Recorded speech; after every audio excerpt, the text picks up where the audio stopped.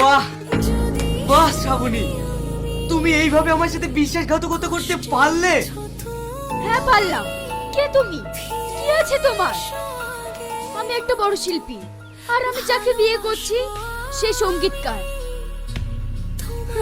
কোথায় তুমি আর কোথায় আমি?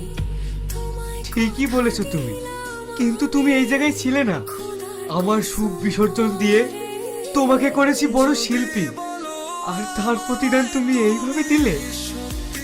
আমি শুনেছি মেয়েরা কবিতরের জাত, যে চালে দানা বেশি পাবে সেই চালে গিয়ে বসবে। আর আজ তুমি সেটা প্রমাণ করে দিলে, বুঝিয়ে দিলে মেয়েরা ভালোবাসতে জানে না, জানে শুধু আঘাত দিতে। তুমি সুখী হও, আমি তোমার আঘাত বুকে নিয়ে এই সারা জীবন কাটিয়ে দেব। আসছি শ্রাবণী, আসছি।